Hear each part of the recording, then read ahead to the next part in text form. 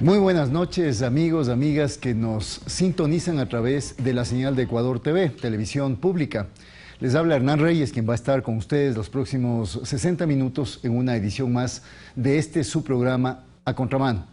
Estamos entrando ya de lleno, no solamente en el fin de año, sino también en plena época electoral. La campaña electoral empieza el 3 de enero y desde ese punto de vista con distinguidos invitados que nos van a acompañar para analizar temas políticos, temas electorales y por supuesto también temas mediáticos. Vamos a pasar inmediatamente a ver el primero de los productos que hemos preparado.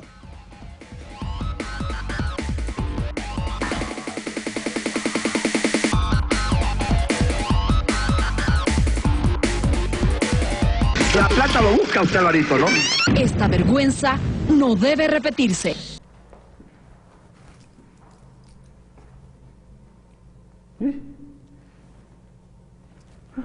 Ya me empapelado.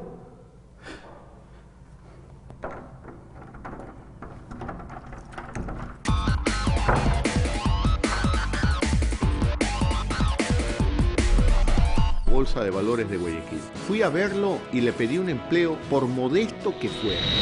Así comenzó mi carrera, con un empleo de medio tiempo. Después de clases, caminaba al trabajo. Así comenzó mi ¿Estamos en campaña? Con un empleo de medio tiempo. Esto parece campaña anticipada. Caminaba al trabajo.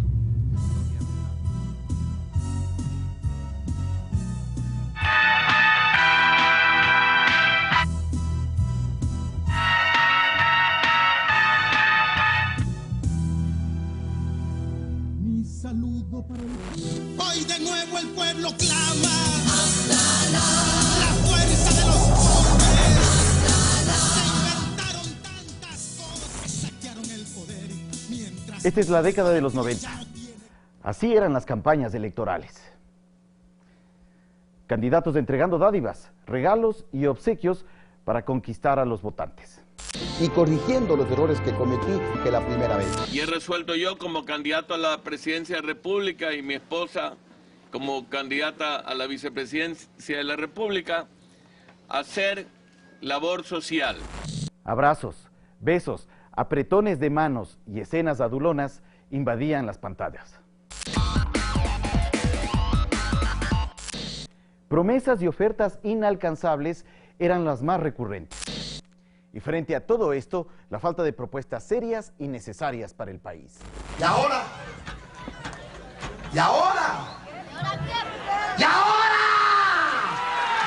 ¿Y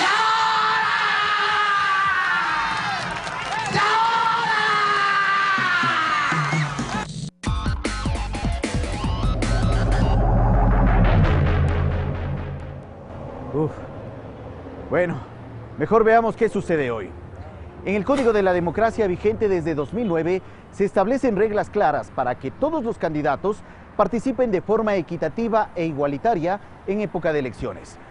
El Consejo Nacional Electoral entrega recursos económicos a cada organización para que difundan las propuestas de sus candidatos por los medios de comunicación y vallas publicitarias. Además se establece, entre otros, que los candidatos y organizaciones políticas no podrán entregar donaciones, dádivas o regalos a los ciudadanos. Se establece un periodo exclusivo para la campaña electoral, que en este caso arranca el 3 de enero de 2017 y se prolongará por 45 días. Quienes hagan promoción adelantada, se les imputará esos valores a su presupuesto de campaña. También se deja claro que fuera del periodo de campaña electoral establecido por el CNE, los candidatos solo podrán realizar actividades para difundir sus principios ideológicos y programas de gobierno, siempre que no implique la contratación en prensa escrita, radio, televisión y vallas publicitarias. Pese a estas regulaciones, hay algunos candidatos que no han respetado la ley. Nos bajan las vallas por orden de Rafael Correa Delgado, que nos tiene pánico. ¿Cuál es la responsabilidad de los medios de comunicación en época electoral? ¿Es pertinente contar con una normativa que regule la promoción en elecciones? ¿La actual normativa garantiza igualdad de los candidatos en los medios de comunicación? A contramano de lo que se ve, se lee y escucha.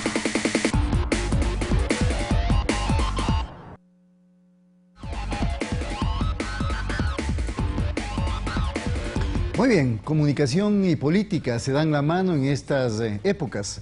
Hablamos de comicios eminentemente mediáticos. Tenemos a dos invitados que nos van a ayudar a analizar este primero de los temas. A mi derecha se encuentra Pedro Moreno. Él es periodista, ha sido directivo de la Unión Nacional de Periodistas y es catedrático, entre otras asignaturas, de Teorías de la Comunicación en la Facultad de Comunicación de la Universidad Central del Ecuador. A mi izquierda, Isabel Ramos. Ella también es comunicadora. Ella trabaja como profesora investigadora, como docente en Flaxo y también coordina el programa de maestría en comunicación, convención en opinión pública. Con los dos invitados vamos precisamente a abordar este tema.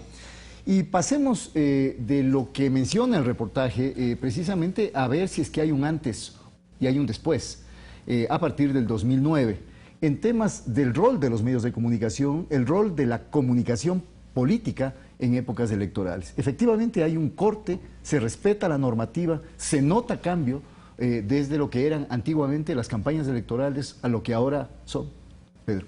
Muchas gracias, Hernán, y amiga del panel y televidentes. Me parece que primero voy a hacer una breve introducción para entender la importancia del Código de la Democracia que se planteaba en este momento. Creo que desde, como todos ustedes saben, desde 500 años antes de Cristo, en estas épocas navideñas, ya en la Grecia antigua se estableció el concepto de la democracia y consecuentemente se definió como el poder del pueblo, pero de ahí hasta el momento se ha ido resignificando la palabra democracia, se le ha dado muchos sentidos, muchos significados, y consecuentemente a partir de la constitución del Estado moderno, a partir de la Revolución Francesa, la democracia representativa aparece como una forma de gobierno, o como la principal forma de gobierno del Estado moderno, y creo que la democracia liberal de hoy en día nos ha planteado que la única posibilidad es llegar a elecciones cada 4 años, y en donde quien tenía el capital para poder ser candidato a alguna dignidad, obviamente, sin lugar a dudas, podía ser o llegar a ser representante a cualquier dignidad que el pueblo así lo decidiera. Pero obviamente bajo esa consideración liberal, ¿no es cierto?, en la cual predominaba el dinero. Quien tenía más dinero podía a lo mejor persuadir a las personas a través de regalos, a través de productos comunicacionales. Obviamente entonces no tenía posibilidad otros sectores de la sociedad en participar democráticamente en la sociedad. Y yo creo que, como bien lo establecía el reportaje, hemos visto en la historia política del Ecuador cómo se regalaba en toda marcha, en todo proceso, camisetas, colchones, bueno, una serie de cuestiones que es de conocimiento de toda la ciudadanía.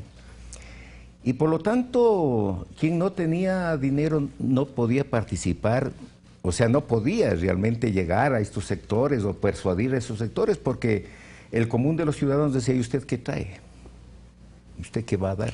Pero, Pedro, ¿no es que ahora pasa exactamente lo mismo, solamente que las ofertas son a través de medios de comunicación y quizá con una normativa que permite formalizar de alguna manera un poco más cuando se les exige a los candidatos y a los partidos políticos programas de gobierno?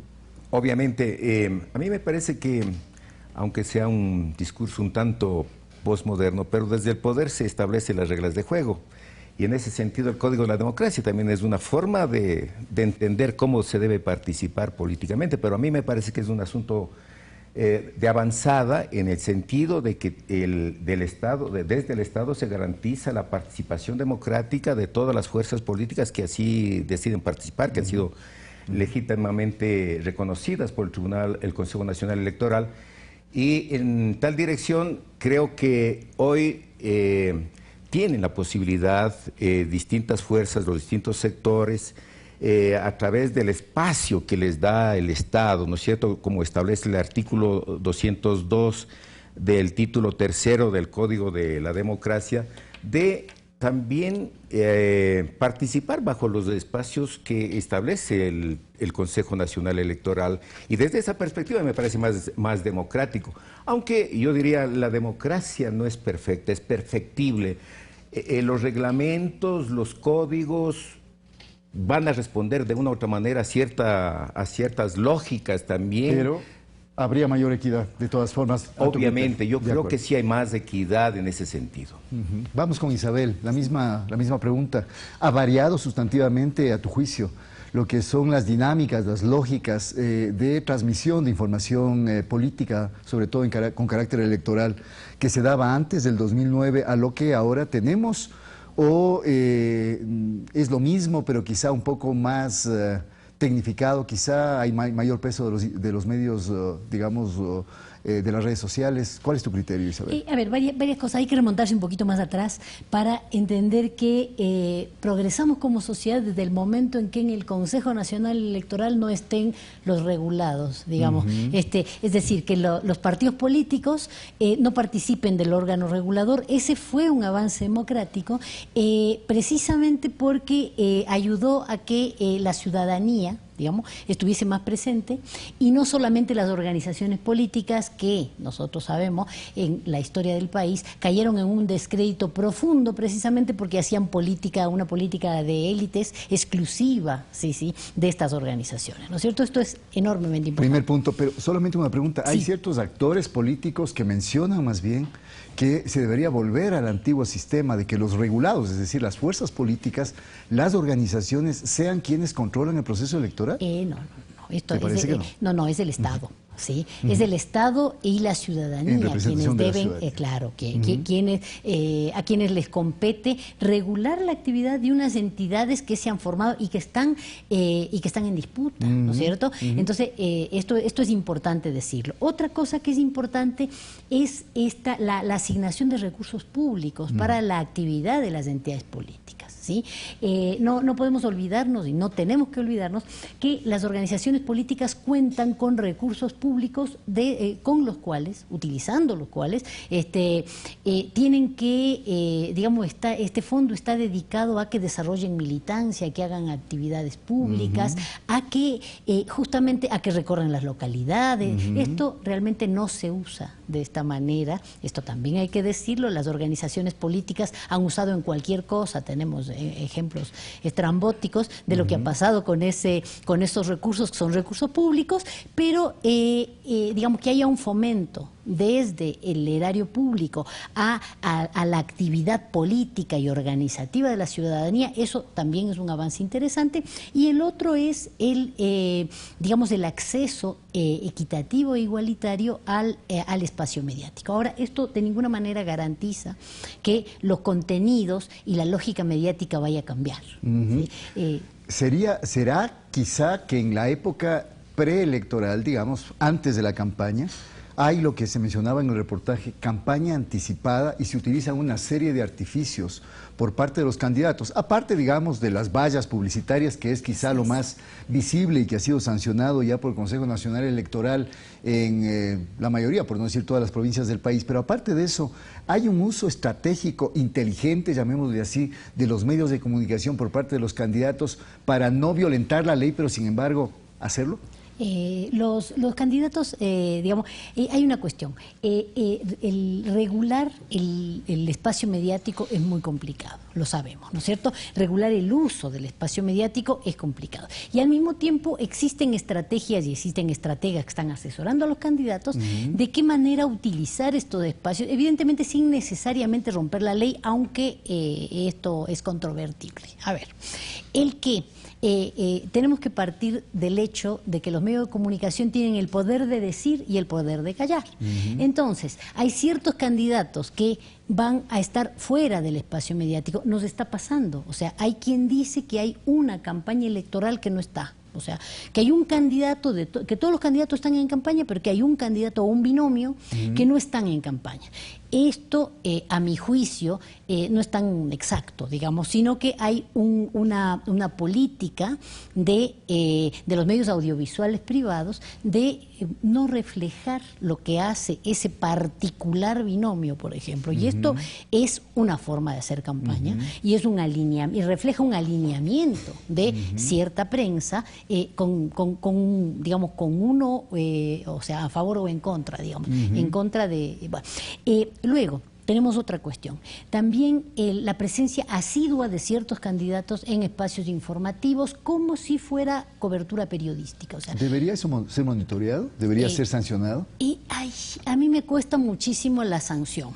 Voy a ser sincera, me cuesta muchísimo la sanción, pero realmente sí se deberían generar alertas ciudadanas, precisamente para que los ciudadanos sepamos y estemos conscientes de que hay un uso abusivo del espectro radioeléctrico que es nuestro. Es decir, cómo se está usando el espacio público mediático para favorecer ciertas presencias y para ignorar ciertas otras, es una cuestión sobre la que debemos estar alerta. Perfecto. Volviendo a lo que mencionabas, Pedro, tú mencionaste varios artículos a partir, creo que del 202 del Código de la Democracia, y en uno de esos artículos se menciona con mucha precisión que los medios de comunicación deberían ser los espacios donde se generen debates entre los candidatos.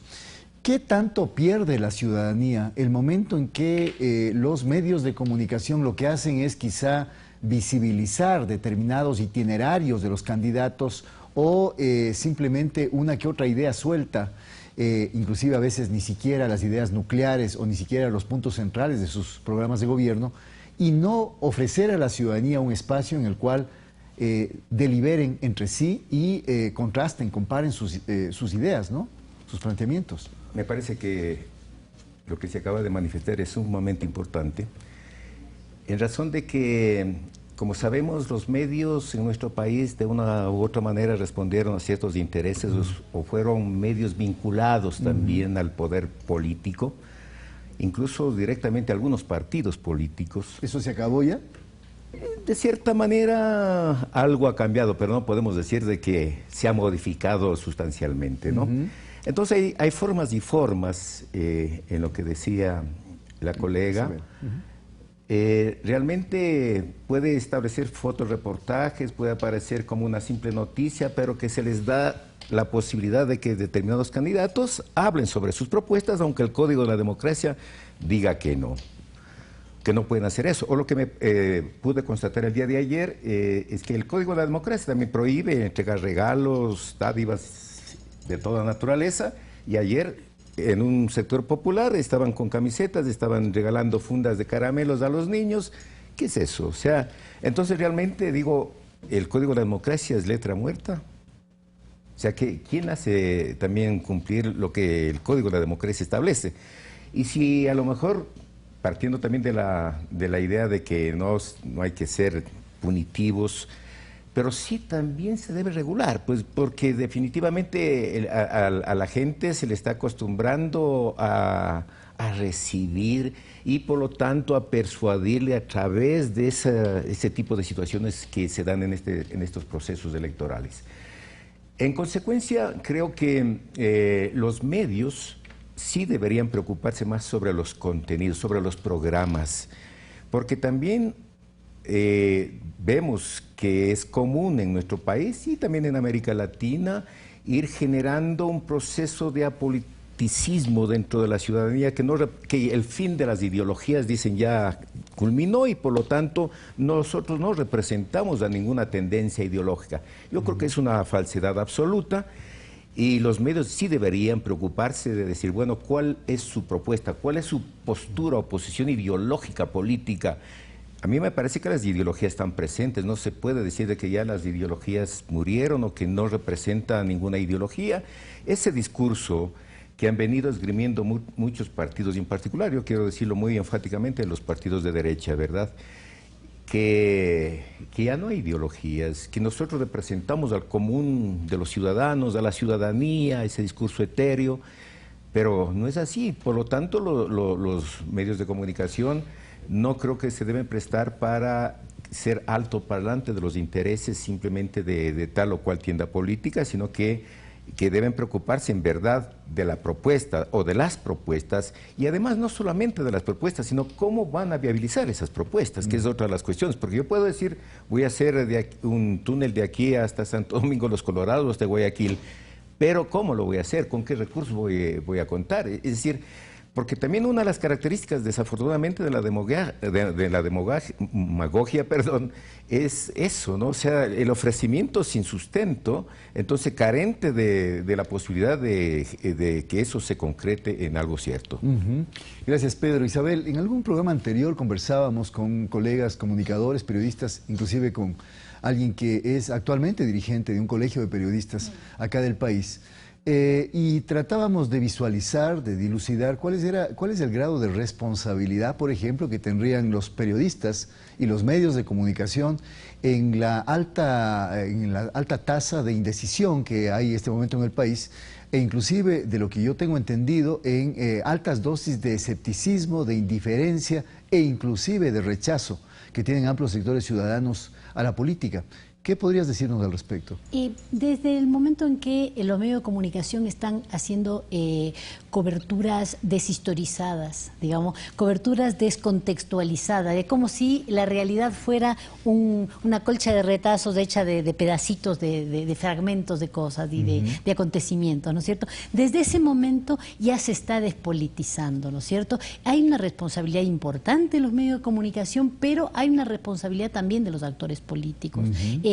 Ha habido, desgraciadamente hay que decir, un déficit muy grande de política en ciertas gestiones públicas también, en el sentido de que no se visualicen las conquistas sociales como tales, que no se visualicen las reivindicaciones conseguidas en el mejoramiento tangible de las condiciones de vida de las mayorías, en conquistas de derechos que están ahí y que en la vida cotidiana ya los tenemos naturalizados, ¿sí? No visualizarlos como una conquista política que hay que defender políticamente. Hay una responsabilidad, me parece, compartida entre los actores políticos y los medios de comunicación con estas coberturas espectacularizadas que banalizan, ¿sí? Y en donde el discurso político no tiene cabida porque se reduce al carácter del candidato o del gobernante, se reduce a lo anecdótico, se recorta de tal manera que la política parece no estar presente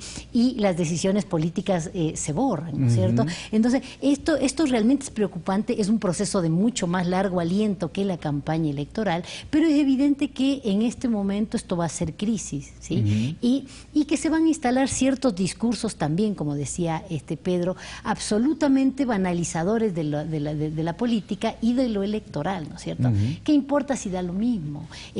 Esto de pensar que la clase política es, por ejemplo, un efecto, una función de la banalización de la política, es que se perciban los actores políticos como si todos fueran lo mismo. Es decir, que no importe su proyecto, que no importe su adscripción de clase, que no importe los intereses que están atrás, ¿no es cierto? Y que la cuestión se reduzca al espectáculo, al show. Esto es es parte de la mediatización, ¿no es cierto?, de la política, por desgracia, pero también, bueno, que aparezca como una cuestión de consignas que se repiten, ¿no es cierto?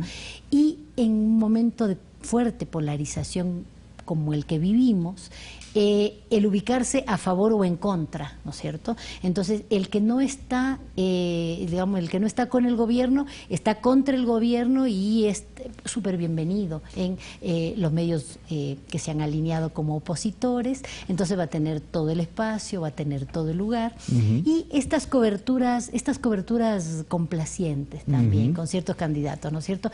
Que en donde no hay un entrevistador que represente intereses ciudadanos, que actúe periodísticamente. Que actúe periodísticamente, eso. Exactamente, que actúe periodísticamente, sino que sea hincha del entrevistado o que sea un fiscal, ¿sí?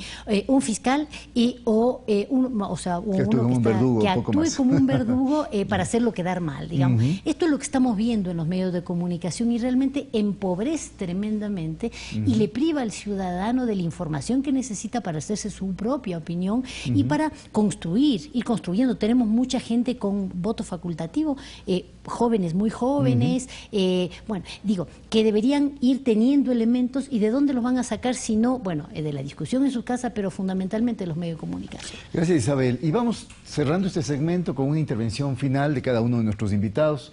Voy a hacer una pregunta. A pesar de que hay leyes electorales que precisamente regulan la actuación de los medios de comunicación para lograr mayor justicia, equidad, quizá mayor capacidad informativa para que se beneficien los ciudadanos, a pesar de que hay una ley de comunicación, seguramente muchos de los medios de comunicación van a sortear esas leyes y van a seguir actuando como ya ustedes dos han mencionado a lo largo de este panel. ¿Qué quedaría si es que no hay la obediencia a la ley por parte de los medios de comunicación? ¿Es posible pensar en una acción ciudadana como en otros países, México por ejemplo?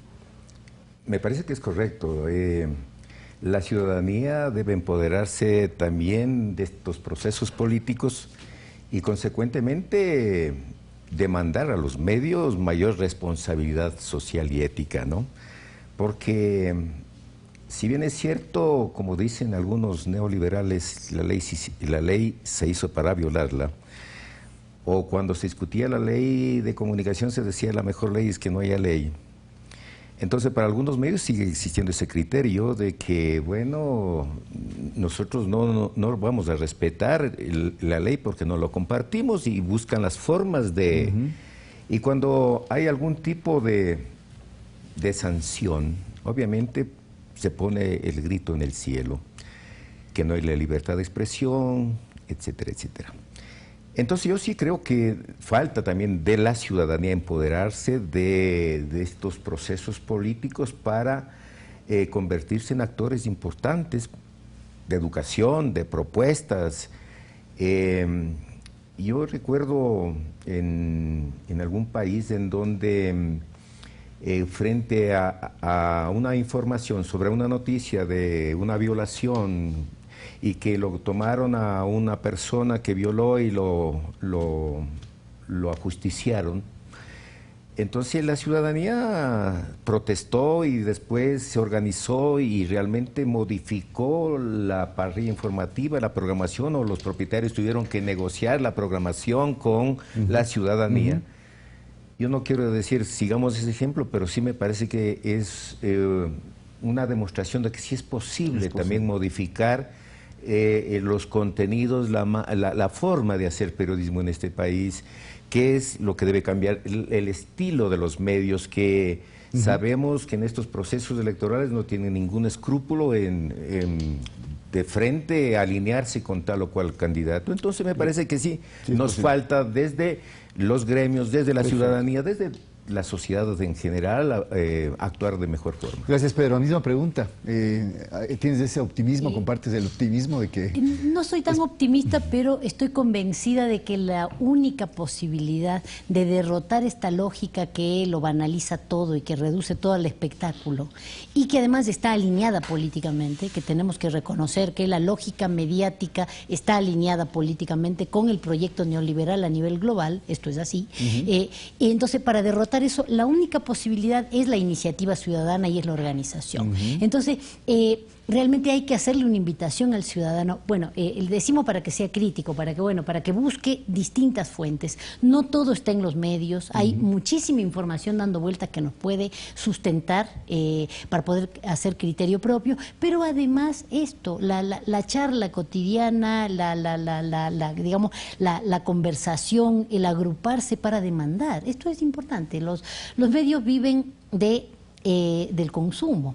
Entonces, bueno, por ahí demandar con más asiduidad, tocar esa puerta. El micrófono no está siempre abierto, pero si tenemos muchas cartas, si tenemos muchas llamadas telefónicas, si tenemos muchas interpelaciones a partir de redes sociales, de que hagan su trabajo, nada más. Nadie está pretendiendo que hagan nada más que lo que se han comprometido a hacer, que es periodismo de calidad para que los ciudadanos estemos informados. Si esta demanda ciudadana puede prosperar, yo creo que vamos a tener otras posibilidades.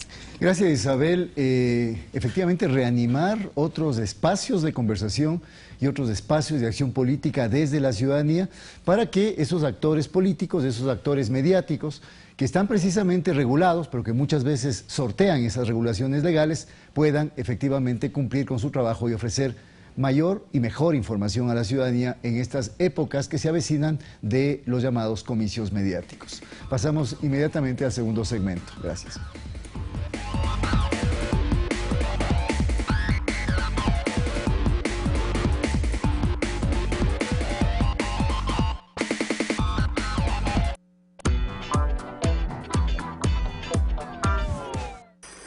Manual de supervivencia para la Navidad. Llama a toda la familia para organizar la cena. Aprovecha para invitar a los parientes lejanos que casi nunca ves. Haz la lista de regalos. Ojo, que aquí la intención es lo que cuenta. Y no te olvides de donar ropa, juguetes y comida para los más necesitados. Es tiempo de ayudar. Ya el 24 respira y ármate de paciencia. La necesitarás para el tráfico y las compras de último momento. Y recuerda que una sonrisa mejora el día a todos. Ahora sí, estás preparado para pasarla muy bien. Ecuador TV. ¡Felices fiestas! En un remoto rincón del Imperio Romano, un hombre santo predica un mensaje de paz, sana a los enfermos y resucita a los muertos. Sus seguidores incluso lo llaman Dios. Su nombre, Apolonio de Tiana. Es uno de varios líderes y movimientos espirituales que compiten con Jesús por seguidores y amenazan socavar las bases mismas del cristianismo. Especiales de la National Geographic presenta Los Rivales de Jesús. Martes, 20 horas. Por Ecuador TV. Somos todos.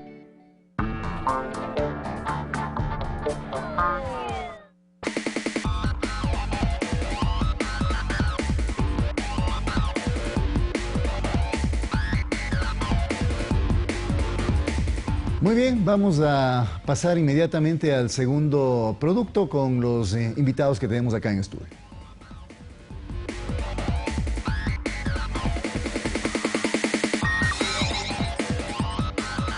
Yo creo que es necesario derogar la ley de comunicación, porque una prensa libre e independiente es el mejor aliado de un gobierno honesto y porque el periodismo investigativo es una herramienta efectiva de lucha contra la corrupción.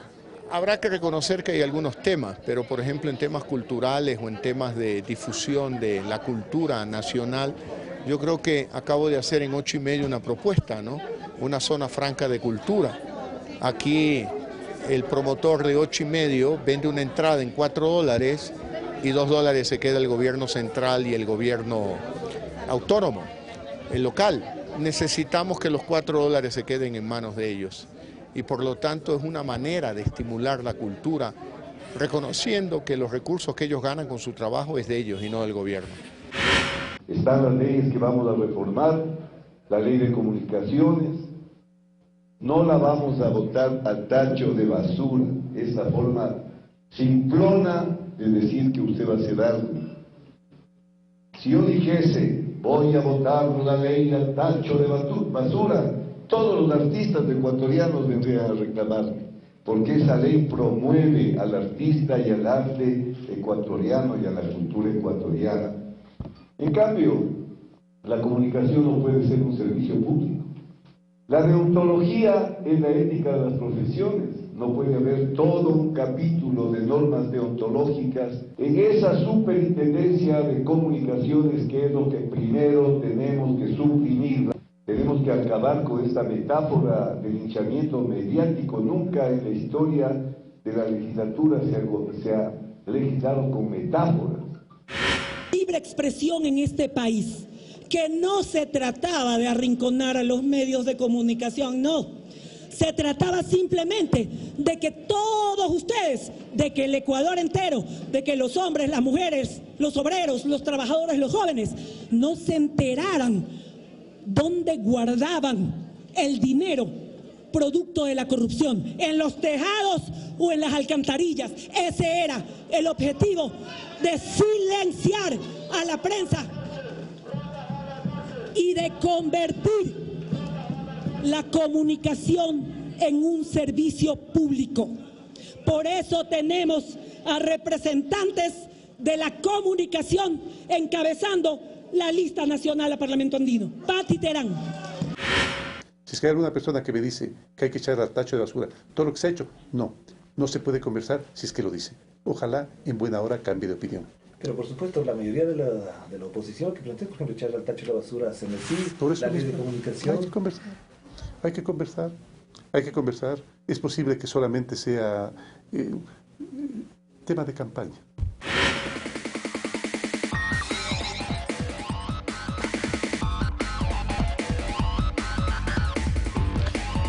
Muy bien, les recordamos que en este programa estamos tratando el tema de comunicación política, información electoral y, por supuesto, marcos reguladores de la acción de los medios de comunicación. Y para eso tenemos en esta segunda parte, en este segundo segmento, a dos invitados, dos amigos de este canal. A mi derecha está el doctor Omar Simón, él fue presidente precisamente del Consejo Nacional Electoral. Y a mi izquierda está el doctor Fausto Camacho, también fue vocal, en este caso, del Consejo Nacional Electoral. Ambos son expertos en temas electorales y nos parecía muy pertinente, muy interesante tratar con ellos, digamos, lo que discutimos ya en la primera parte del programa. Empezar con esa pregunta, Omar.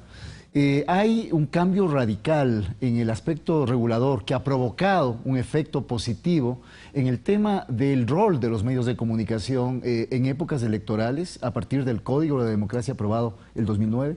Bueno, sí, a ver, efectivamente, buenas tardes.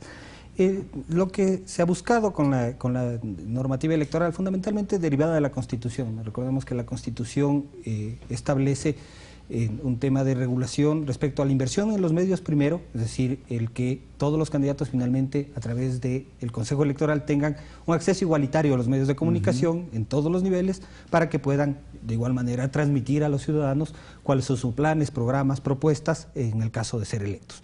Creo que esa es una primera regulación y una segunda que se da luego ya en el Código de la Democracia para el año 2013 es aquella ya que tiene que ver con el trabajo, digamos, periodístico de los medios. Y que lo que pretende, finalmente, establece que los medios procurarán generar la misma cantidad de espacios, llamémoslo así, a todos los candidatos, de tal manera que puedan exponer a través de los espacios que los medios disponen para esto, para el debate sobre la campaña, espacios igualitarios y que finalmente los medios no se conviertan, como han sido en muchas ocasiones, como parte del proceso electoral, como parte de la campaña electoral, pero como animadores de determinados candidatos. Yo creo que ese es un tema que todavía no se ha logrado controlar. El código ya establece una norma, sin embargo vemos, tanto en la agenda mediática como en los propios comentarios de aquellas personas que hacen comunicación, cómo finalmente tratan de incidir a favor o en contra de determinados candidatos, cuando ese no es el rol de los medios. Yo creo que el rol de los medios es el facilitar un debate amplio, plural, y que los ciudadanos a partir de este debate puedan sacar sus propias conclusiones.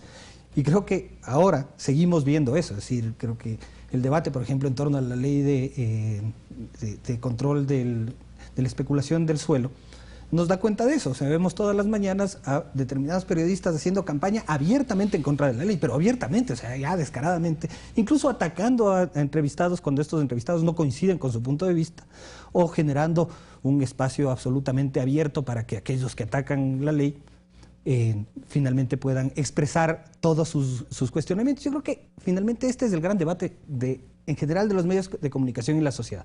¿Cuál es el rol de los medios de comunicación? ¿Son guías de la opinión? Yo particularmente creo que no, son facilitadores del debate público, son facilitadores de la comunicación, son proveedores de información. Recuerdo alguna vez un debate sobre el tema de la ley de comunicación cuando el cuestionamiento era, bueno, ¿por qué la noticia editorializada? Si el periódico tiene o el medio de comunicación tiene espacio editorial, espacios de opinión, la gente sabe perfectamente que se está exponiendo al punto de vista de una persona. Pero la noticia editorializada que se ha vuelto tan común, donde más que información se emite opinión.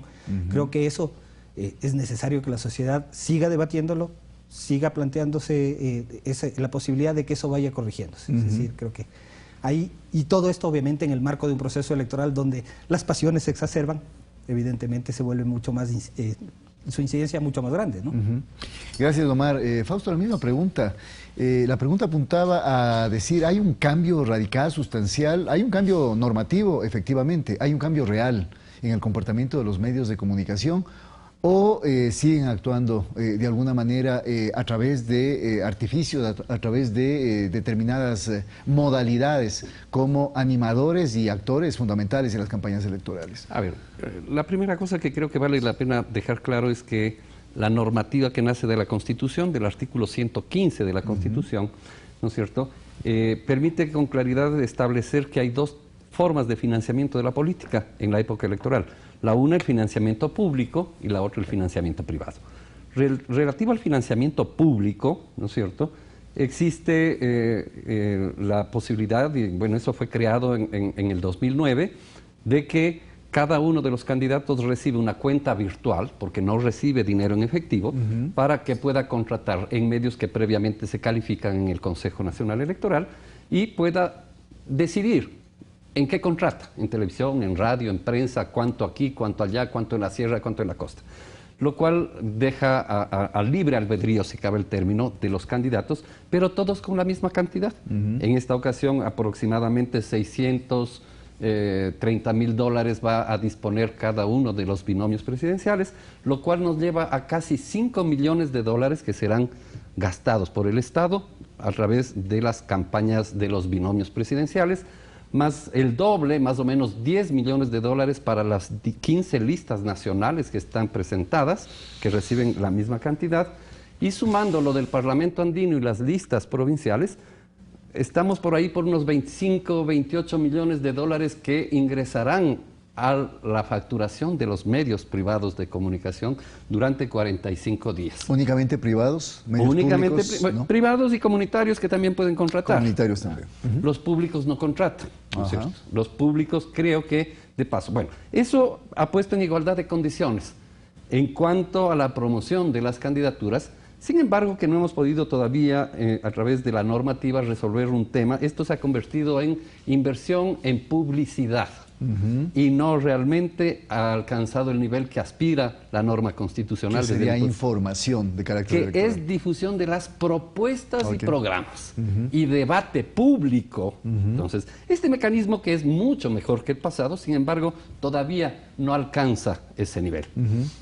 Ese es un elemento. Ahora, entonces, el papel de los medios, desde el punto de vista de ser el vehículo, me refiero a los privados, ¿no es cierto?, para la difusión que está como mandato constitucional, pasa a ser un papel similar al del pasado, con una gran diferencia. Antes alguien podía contratar por sí mismo 3 millones y otro que no tenía dinero contrataba 200,000. Ahora todos contratan de manera igualitaria. Eso es una diferencia sustancial que nace de la norma constitucional. El papel de los medios, aparte de lo que es la publicidad, ¿no es cierto?, es un tema harto complejo, porque hay partes del criterio de si es que un medio de comunicación debe o no debe tener una postura política. Ahí inicia el problema, haya o no campaña electoral, ¿no es cierto? Y entonces sí, Omar decía que en la línea editorial todo el mundo tiene derecho a tener una postura política y que la noticia debe ser efectivamente lo más objetiva, lo más imparcial posible. Tema harto complejo. Bueno, la ley de comunicación plantea una separación explícita entre lo que es información y lo que es opinión, ¿no? Bueno, como deber, digamos. Información estás hablando de noticias en lo fundamental, así es, ¿no es cierto? Así es. Ya. La línea editorial, pues esa es línea editorial. Y yo me declaro defensor del mercado y defiendo el mercado. Y yo me declaro, digamos, opositor del mercado y me declaro opositor del mercado. Y eso es absolutamente legítimo. Ahora, ¿qué son los programas de entrevista? ¿Son programas de línea editorial, hablando de la televisión y de la radio en lo fundamental, o son de información? Entonces, ese es un tema que efectivamente los propios medios no han alcanzado aún a establecer. Cuando un entrevistador de un canal privado entrevista asume un punto de vista. Ese es un programa editorial, a no dudarlo. ¿Y en qué medida es legítimo o no? Sí, porque entonces, o hay un segmento que es editorial, son las entrevistas, y otro segmento que son las noticias de los hechos sucedidos y narrados con la mayor objetividad posible. Lo cual pasa a ser harto complejo de definirlo, más allá de que la ley lo defina. La práctica nos muestra que eso no es tan sencillo. De acuerdo. Pero creo que hay una deficiencia que vale la pena que la abordemos en cuanto a la norma respecto del papel que deberían jugar los medios públicos. Dejémosle para la siguiente ronda para poder dar la palabra a Omar, en el sentido de que la ley de comunicación de todas formas sigue vigente en época electoral. Sin embargo, hay normas especiales que entran a operar, digamos, precisamente cuando se abre el primer día de campaña y mientras dure la campaña electoral. Hemos escuchado en el reportaje que mostramos las opiniones de los 4 candidatos, digamos, que están arriba en las encuestas electorales sobre lo que es la Ley Orgánica de Comunicación. ¿Qué piensa Omar Simón al respecto? A ver, yo creo que ninguna sociedad puede funcionar sin regulación. Y toda la actividad social tiene que tener una regulación. Es decir, yo no logro entender cómo hay una disputa de parte de los dueños de los medios de comunicación, finalmente, arrogándose primero el tema de la comunicación o la opinión como algo exclusivo y excluyente de una profesión y de un tipo de empresa. O sea, creo que ahí, y ese es un debate que finalmente no ha terminado de zanjarse. ¿Hasta dónde quién es el portador del derecho? Uno. Luego, obviamente, esta discusión profunda de hasta dónde llega el derecho a opinar, a expresarse libremente, y el derecho del otro también a la honra, porque creo que ese también es la otra disputa. Es decir, no porque tengo un micrófono o porque tengo la posibilidad de dirigirme a la ciudadanía, a una audiencia, tengo derecho a decir cualquier cosa, sobre pretexto de que tengo una libertad de expresión. La autorregulación no ha funcionado, no nos engañemos. Recuerdan ustedes que los medios de comunicación que formaban parte de la Asociación Ecuatoriana de Canales de Televisión o la Asociación Ecuatoriana de Periódicos tenían un código de ética. Si ustedes revisan el código de ética y revisan el comportamiento de esos medios, nunca se cumplió ese código de ética. Entonces, es necesario, absolutamente necesario, tener una regulación, como en cualquier actividad humana, un control sobre esa actividad. ¿Para qué? Para garantizar los derechos del conjunto de la ciudadanía, no solamente los derechos de un sector que está dedicado a esa actividad. Entonces, obviamente, si es que la ley es perfectible y hay cosas que se pueden revisar, creo que nadie va a discutir la necesidad de debatirlo. Pero volver o pretender quedarnos sin una ley de comunicación y que finalmente sean los medios, su propio espíritu, su propia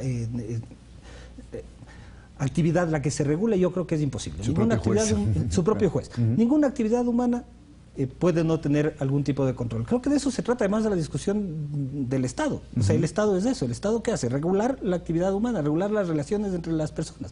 Mañana decimos todas las personas tienen libertad absoluta. Entonces, estoy seguro que los índices de delincuencia, de asesinato y todo van a incrementarse porque finalmente se va a abusar de esas libertades. Entonces, creo que ahí hay que actuar con responsabilidad, no oponerse por oponerse a una norma, revisar, por supuesto, aquello que sea perfectible.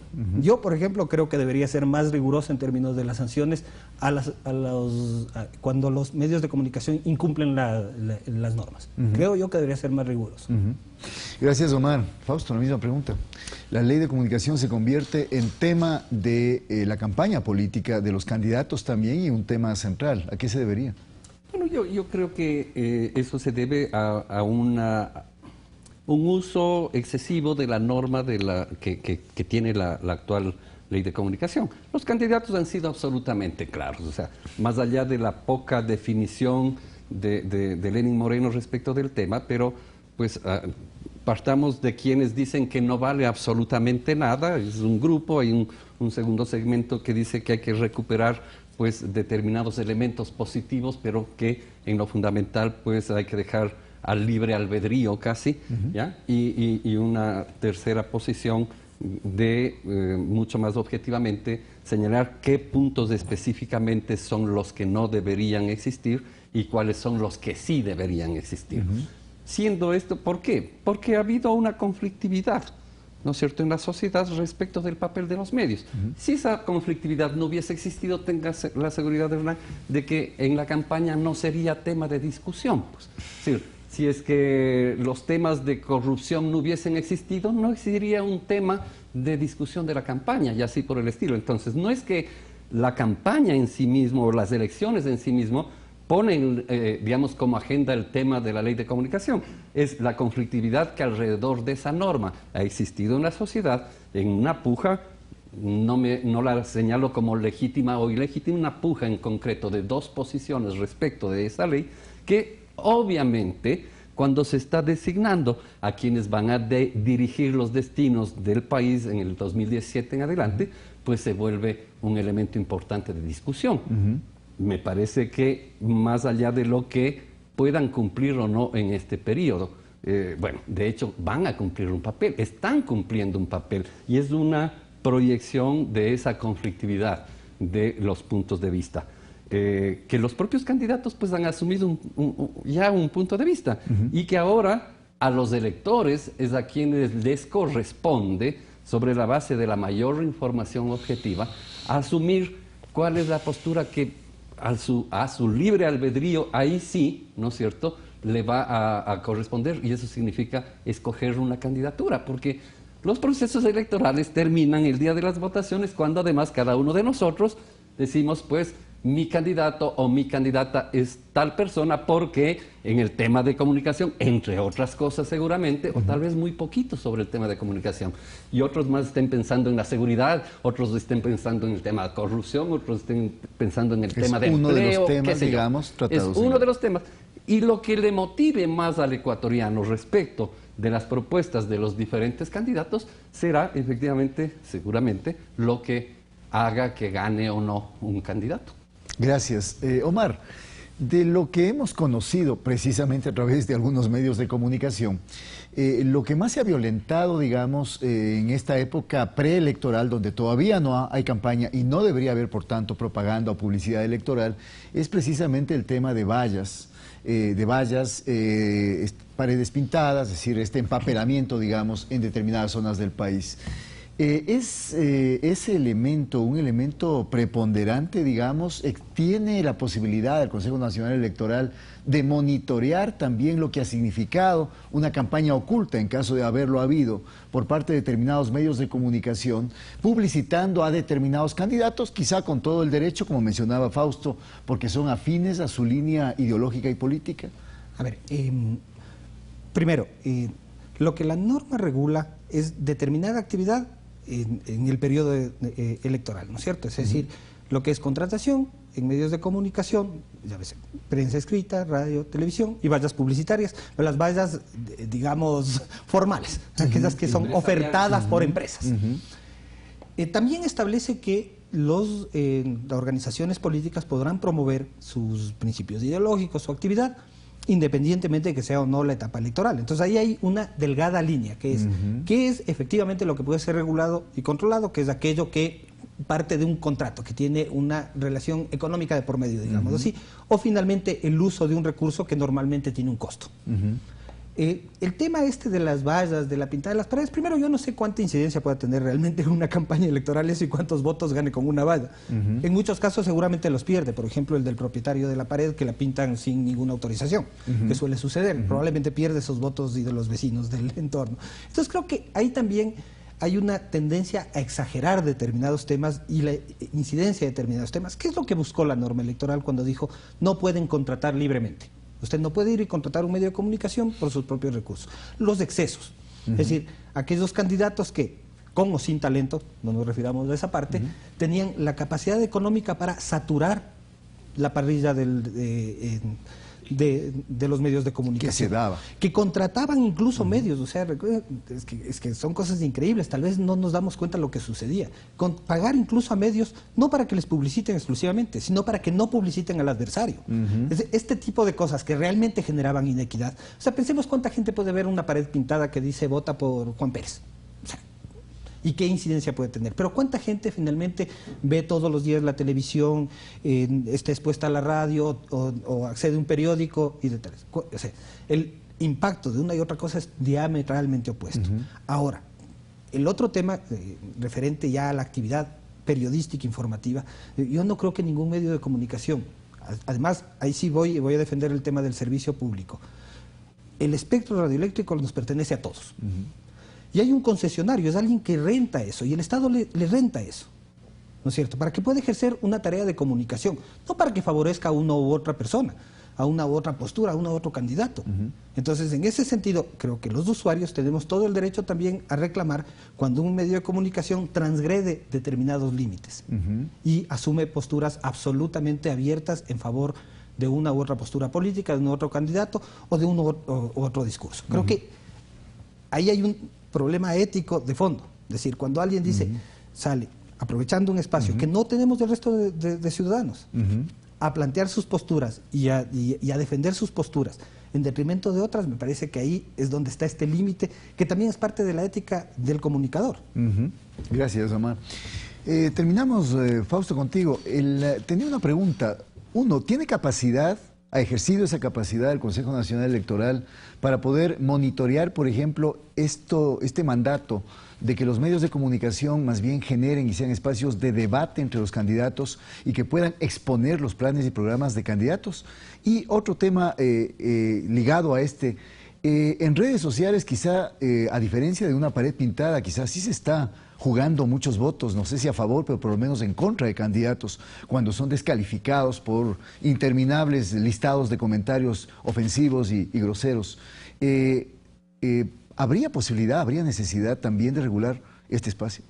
Personalmente creo que no debería regularse ese espacio.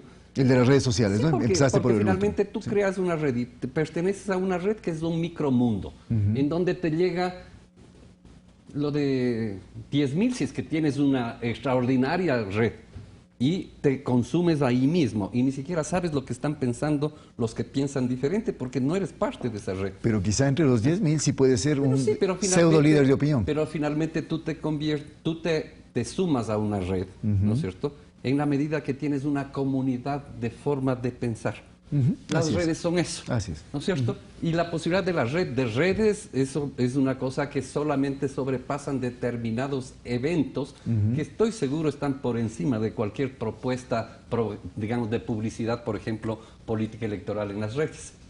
Difícil, ¿no es cierto? Tú mides simplemente lo que te dicen las empresas que hacen seguimiento, ¿no es cierto? Entonces llegas a 10.000, 12.000, 15.000, 100.000 Ks, o sea, 100.000, digamos, me gustas o cosas por el estilo. Y creo que además todo el mundo tiene acceso a esa posibilidad. Las redes son un elemento de democratización justamente de los medios, o de la comunicación más que de los medios en sí mismo, ¿no? A lo que no tiene acceso, lo que decía Omar, o sea, el dueño del medio es dueño del medio. Y no es justo, dice Omar, y yo en lo fundamental coincido, digamos que entonces yo defino qué se hace y qué no se hace. ¿Quién aparece y quién no aparece? Y quién no aparece. En la medida que efectivamente haya la posibilidad del acceso, no le impide a su vez tener una línea editorial. Sí, porque además miremos qué es lo que pasa en el resto del mundo. ¿Ya? Y el mantener la línea editorial no quiere decir vetar al que piensa distinto o solo traerle al que piensa igual.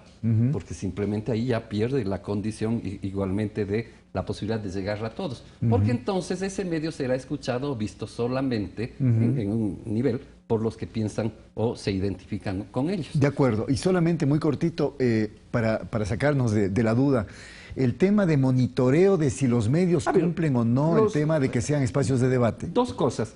No se puede satanizar el ejercicio de la difusión de las acciones políticas antes de los 45 días de campaña. Eso también quería dejar claro. Está abierto. Está abierto, debe estar abierto.